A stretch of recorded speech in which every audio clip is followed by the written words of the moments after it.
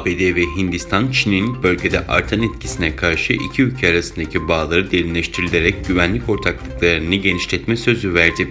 ABD Dışişleri Bakanı Antony Blinken ve Hindistan Dışişleri Bakanı, Hindistan'ın başkenti Yeni Delhi'de gerçekleştirdiği görüşmede iki ülke ilişkileri ve bölgedeki meseleleri ele aldı.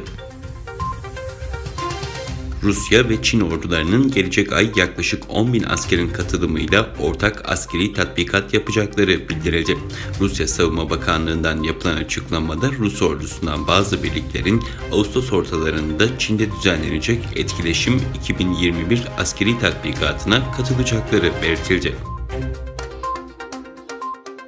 ABD Savunma Bakanı Lloyd Austin, Vietnam'ı ziyaret ederek bölgeye destek sözü verdi.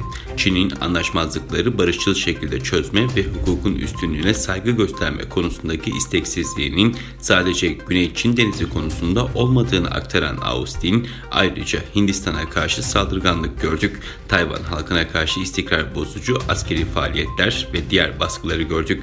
Sincan Uygur Özerk Bölgesi'ndeki Uygur Müslümanlarına yönelik soykırım ve insanlığa karşı suçlar gördük, dedi. Batı Balkan ülkeleri Sırbistan, Arnavutluk ve Kuzey Makedonya'nın kurduğu ve kamuoyunda Mini Schengen olarak bilinen bölgesel girişim 3 ülke liderinin bir araya geldiği Üsküp'te Açık Balkan olarak duyuruldu.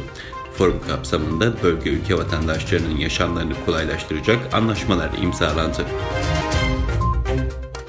Rusya ve ABD heyetlerinin stratejik istikrar konusunda toplantı yaptığı duyuruldu. Toplantının yapıcı olduğu belirtildi. Rusya Dışişleri Bakanlığı'ndan yapılan yazılı açıklamaya göre Rusya ve ABD'nin varlıkları anlaşmaların devamı niteliğinde stratejik istikrar konusunda Rus-Amerikan diyaloğunun yeni tur toplantısı yapıldı.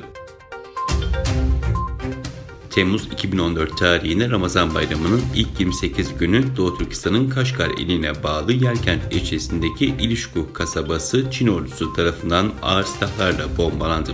Bölgede 3 yerleşim yeri haritadan tamamen silindi.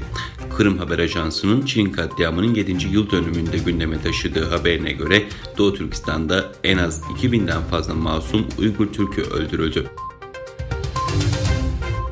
Aşılama temposunun yavaşladığı ABD'de aşı zorunluluğu uygulaması genişliyor. Google ve Facebook büroya dönmek isteyen çalışanlarına aşı zorunluluğu getirdi.